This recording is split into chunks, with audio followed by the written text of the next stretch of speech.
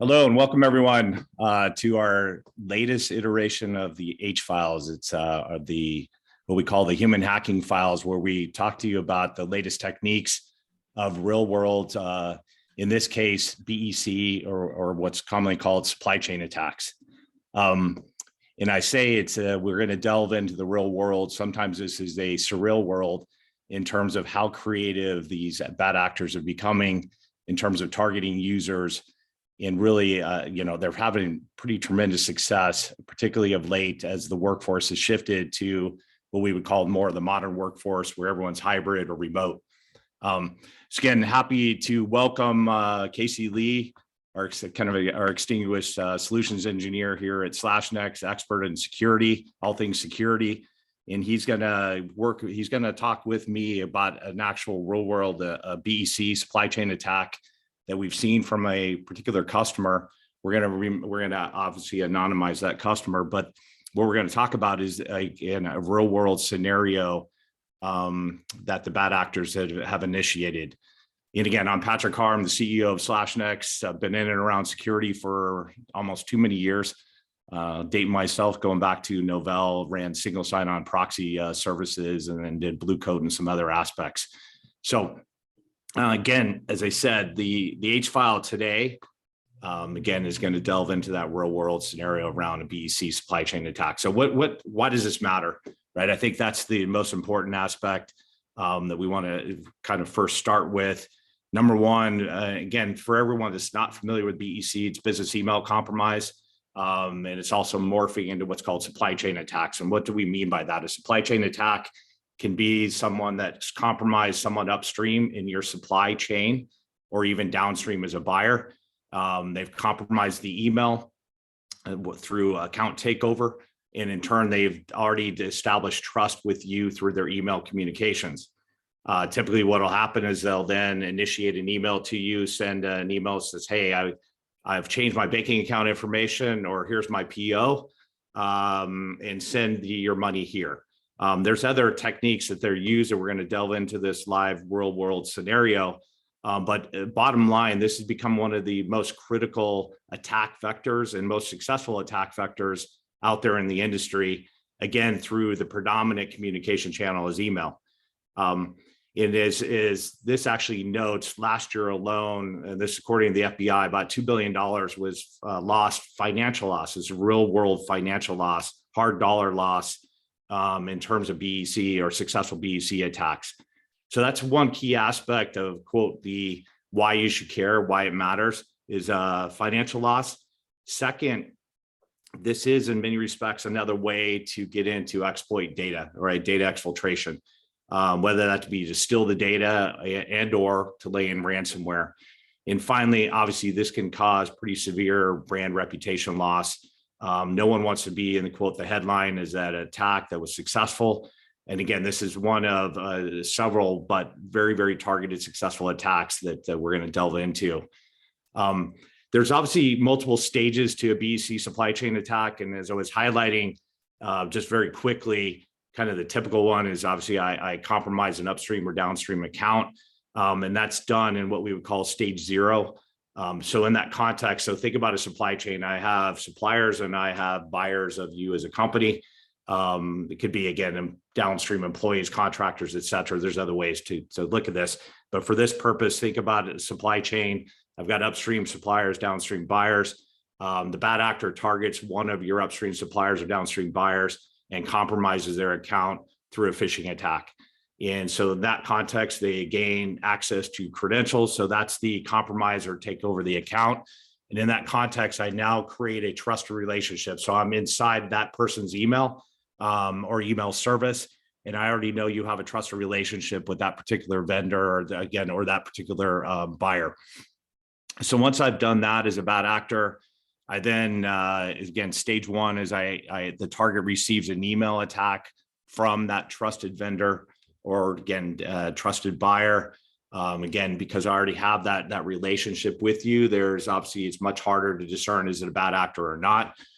Second stage is I do what's called a legitimate service compromise. So in this context, and this is very, very important, what we mean by legitimate service compromise, the bad actors used to be in phishing. I would send you a bad email and it would have, again, a bad domain. You would train your users to look at that bad domain and say, joebadguy.com. It's obviously a phish. Send it to my abuse inbox, or again, training wise, I don't click on anything. Second, would have a bad logo, bad dialect. You could tell from its different parts of the world. We've all seen those.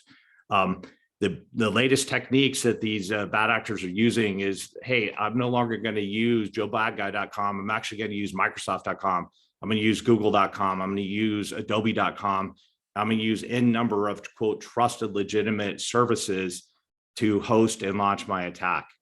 And because of that, now I've got almost a double trust relationship, if you think about it. And one, I'm already inside of your email. Number two, I'm going to actually include inside of this email that's targeted you. A lot of times they'll target the financial team or high value targets.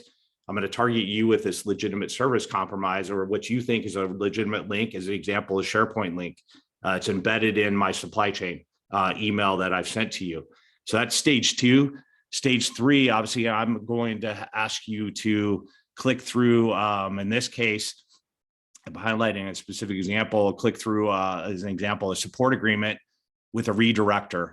And again, I will warn you, even if you have MFA that Casey's going to highlight here, there is some danger there because of the trust and some of the kits that these guys are using. Stage four, in this case, is using a pre-built kit. And the attacker obviously obtains the credentials for, that's this next stage of obtaining your credentials to then do whatever they want to do, whether that's, again, exfiltrate data and or initiate that financial agreement, that financial loss. And then five, obviously you can deploy, in this case, a rogueware. Now there's other stages that you can look at inside of a BEC attack or supply chain attack, but it's pretty common. Again, I want to compromise an upstream user or downstream user that you already have trust with. Once I'm in that trusted relationship, I then send you an email with, again, it could be a request for financial information and or I'm changing the banking account information. But I would warn you, it's not even just that simple. It's now a multi-stage supply chain attack that takes many different factors, because they're always through this process gaining trust throughout the relationship with you. I already talked about legitimate service compromise, and I'm kind of do a quick detour here, but this is something you have to be very careful about. Legitimate service compromise, again, is I'm not using joebadguy.com. I'm using Microsoft.com //// again, it can be SharePoint.com ///. That's where that nested attack is. I will guarantee you, all but a very, very small portion of the tools out there have the ability to go in, dynamically examine, look at that particular attack and determine it's an attack. That's the reason why the bad actors are using this. This is the reason why we've seen a dramatic increase in these quote legitimate service compromise attacks that are coming from these very, very legitimate services out there. They've become extremely dangerous as something you have to pay attention to. And so, as I mentioned, we're going to dive deep into, I gave a cursory overview of a BEC supply chain attack pattern, but I'm going to actually have Casey walk through a very specific BEC supply chain attack and some of the techniques that were used by the bad actor. In this case, again, we are protecting the company's name. It's anonymized, but this is real world. It's an actual technique that was used. And it kind of, again, comes back to the purpose of these H files is to really delve into a specific attack that is real and it has susceptibility on behalf of that particular user or customer. So Casey, I'm going to turn it over to you and let you walk through this particular attack. Okay, thanks, Patrick. So in terms of stage 0, this is going to be taking over the vendor's account. And the goal is, once you get access to one company, you can make attacks against other companies using that sense of trust.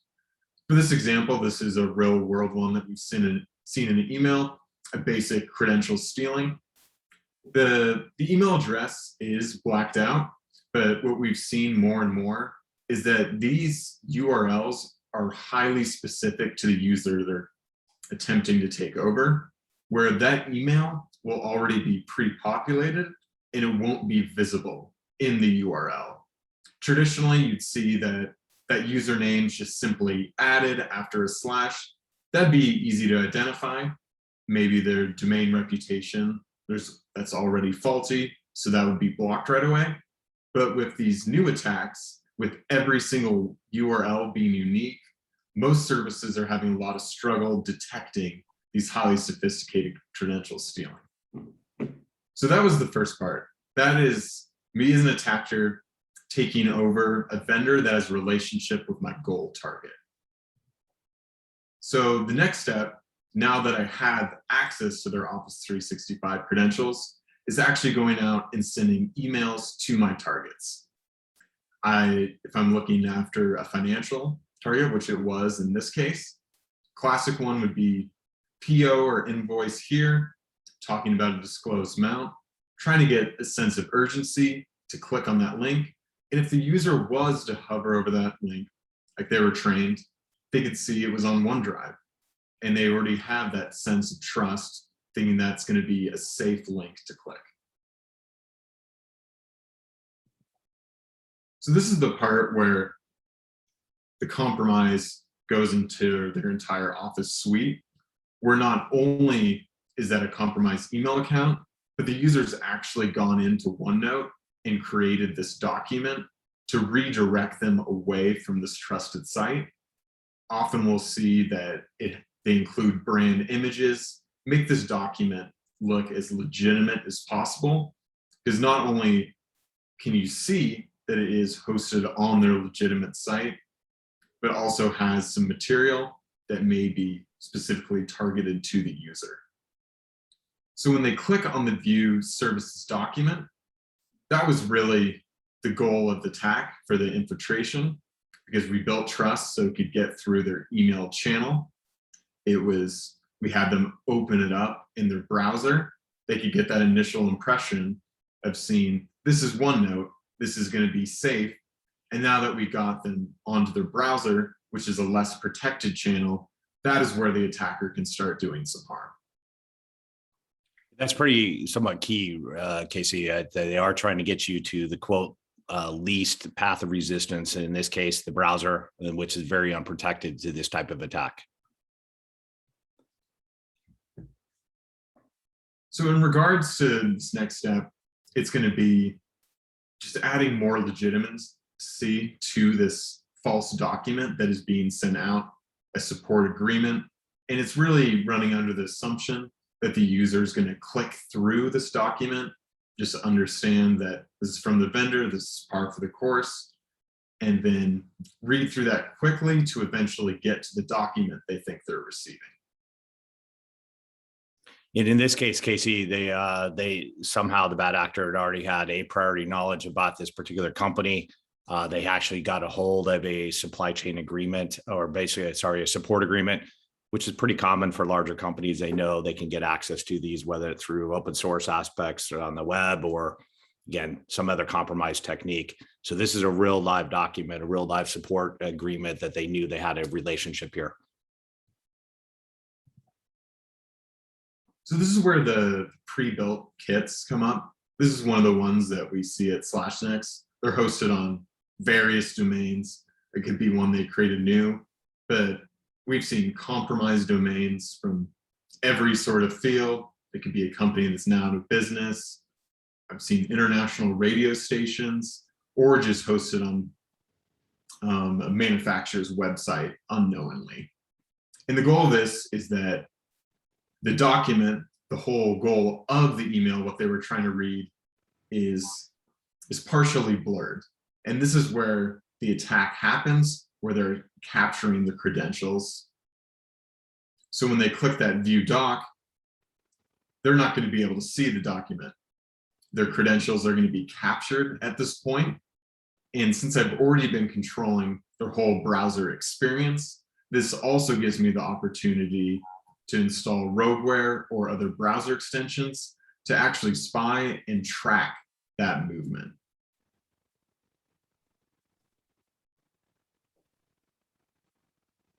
So once again, it's really controlling that unprotected channel of the browser. We've seen not only huge increase in attacks using legitimate services, but also rogueware and especially rogue browser extensions for using spyware for data exfiltration. And also we can see that in cookie collection to bypass MFA to get access to more accounts. So this could be their end destination. This could have been their final target to get financial documents, conduct ransomware, or it could be repeating the cycle once again, going back to stage 0, having these different trusted sources to send emails to your associated companies. And I think this is a pretty important point, Casey. Would you agree that can you highlight it?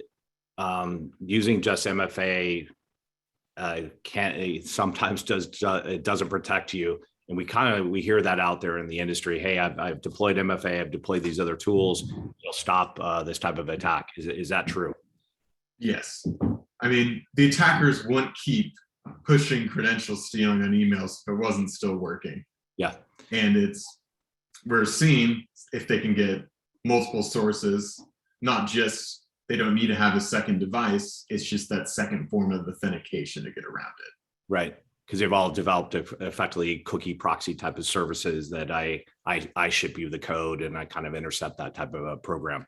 So again, this is meant to be very short and sweet in terms of the going through this particular attack. But it's obviously a lot more complicated in nature, but we wanted to make it, quote, get right to the point. I think the net here, it really comes down to, again, in this particular case, pretty typical account takeover upstream, have some a priori knowledge about the company target that they want to go after, right? You can do that research through LinkedIn, through other kind of mapping tools. You can use the Discover.org, et cetera. And so once I have that mapping, I already have the trust relationship, send it to that particular compromised, or again, to attempt to compromise that trusted user. But the thing I want to point out here in this particular case, it wasn't just hey, just, our banking account information changed, send it here. People are getting pretty wise to those. It's more complicated than that. It was kind of a multi-staged attack where now I have the trust relationship with you. And because I know you handle POs, or I know in this case handle the support agreements, I've already taken a support agreement I knew about. That's what I'm initiating with you, and to get your credentials, right? So that next stage, and then with that express intent, again, and not in this case, it was to actually put rogueware, and then ultimately, obviously, data exfiltration and ransomware. So pretty complicated out there, and these attacks are dramatically increasing as I was highlighting, and more they are coming with some form of legitimate service compromise as part of that attack pattern. And if I leave you with nothing else today, that you must protect against these legitimate service compromises. There is simply no way humanly possible to do security awareness training and use your current SEG environment, including just even if you move to Microsoft 365 and you have E3, E5, safe links, it does not stop these legitimate service compromise attacks. And the reason for that, unless you were using deep machine learning and deep AI, almost trust nothing, verify everything approach, as opposed to trust domains, which 99.9% of tools out there trust. If you think about that for a moment, Microsoft trusted, it's a trusted domain. I'm going to let that through. Google, trusted domain. AWS, Azure, SharePoint, OneDrive, Box, Dropbox. All these are very legitimate trusted domain services that I've nested that attack. And so that's going to go through. And if you're not protecting against that, you are going to be very susceptible to that next stage, right? That's the reason why we like to say 95% of all successful attacks start with a human compromise. The reason for that, humans are the weakest link in your security. We're infallible, we're distracted, ever more so as we've gone remote. And that's the reason why the key recommendations we have here, number one, in the BEC supply chain attacks specifically, verify all payment changes and transactions. It is important not just to have your controls in place from a tools perspective, but I would actually also recommend have the human controls. Anytime you are changing banking account information, PO, sending destinations, et cetera, run through a multi-stage process of approval. That's where you want to educate the employees about preventative strategies. I will say, just as a side, we didn't go through this here, but there is another very, very close friend of mine that works in a very large company, runs a very large development team. And interestingly enough, someone had attacked through a BC attack the HR department, somehow got into the financial side of the equation and started redirecting about half of his salary, unbeknownst to him, for about 10 months. And that's because they did not have both tools in place to, obviously in this case, again, was another legitimate service compromise aspect. But second, the human process is very important to educate your employees.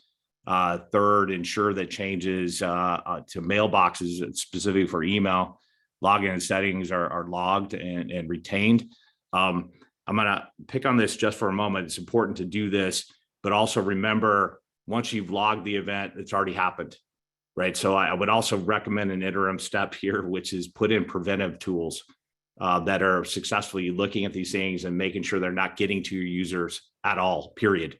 That's where you want to continue down this path with the tools that enable alerts and the abuse inbox for suspicious. And then this comes back to that final piece: implement proactive security measures, not reactive.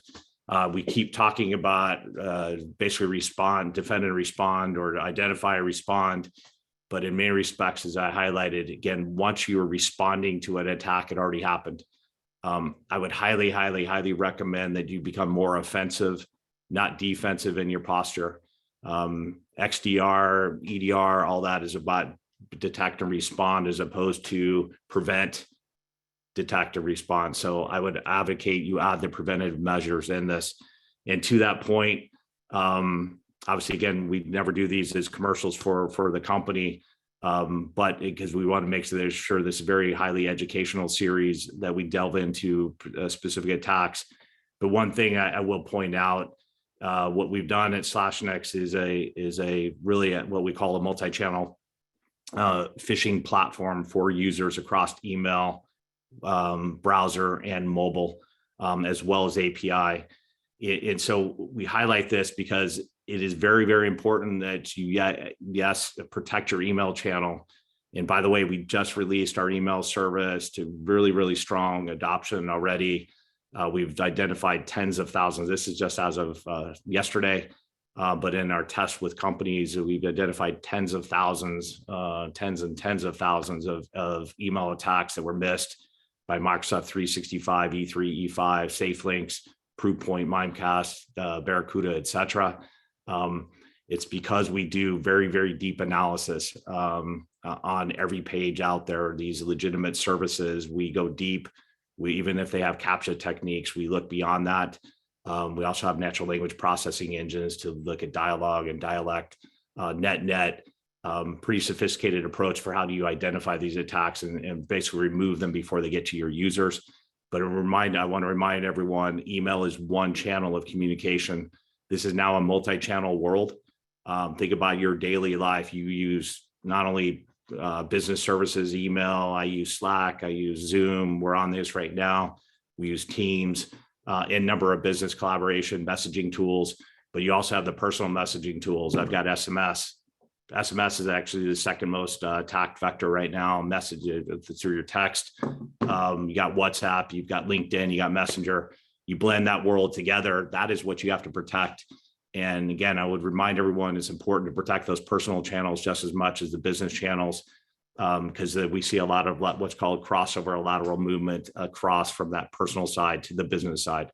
So net, we have this full protection suite, and it is meant to protect users from these very sophisticated attacks.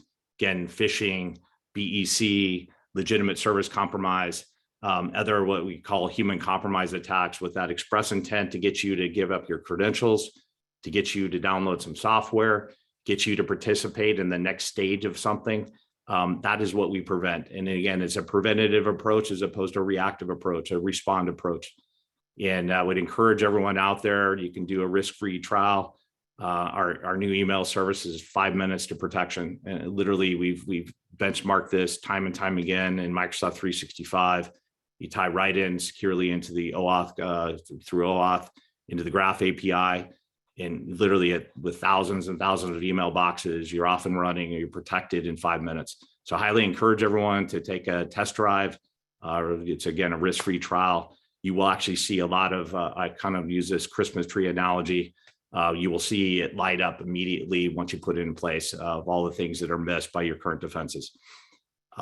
So with that, I wanted to open it up to any questions out there. I know we're almost to the bottom of the hour. Lisa, is there any questions that we can answer? Yeah, I have a couple questions here. The first one is Microsoft 365 and E5, including safe links. This is what they're saying they have. And they want to know if they're already protected or if they need additional protection. Again, I think Microsoft's a great company, and their security business is actually pretty phenomenal. Competed with them a long time ago at Novell. They kicked our butts. And I would tell everyone, again, they have great base level security inside of Microsoft 365. And so that means like your spam filters, and they're also extremely good at malware detection. Where they are not good at, let's be very crystal clear, not great at identifying these legitimate service compromise attacks. They use more of, again, which is very common, trusted domains approach and more signature-based approach. This is the reason why we see, even with E3, E5 safe links, that entire security stack, they miss up to about 65% of these attacks. And so what I absolutely recommend is that you do more of what's called a supplement or augmented or integrated security service on top of Microsoft 365, which I think is going to be more of the norm, moving away from secure email gateways, because there's a lot of advantages in Microsoft 365 as a secure tenant. It scales. I never have to worry about, going through a seg and it falling down. I just continue lights out operations, but I would augment that security with something like what we do, which is plug right into that Graph API, and it complements that security stack right there. But we focus on what we do really, really well, and that's prevent and stop these very sophisticated phishing, human compromise attacks that we've gone through. And I'm saying, Lisa, I'm speaking from real world where customers have that exact stack. And again, rather than me just talk about it, we can effectively prove it to you by putting that in place through that risk-free trial.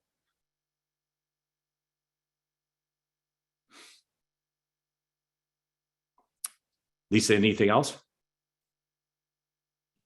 No, I think we're coming up at the 30-minute mark. So we'll answer the rest of the questions directly. Okay, perfect.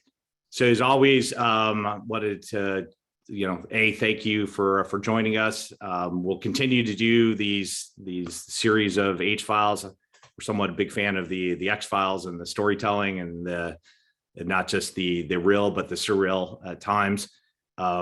And it will continue to bring these latest attacks to you so you can be aware and really take that information to help secure your environment.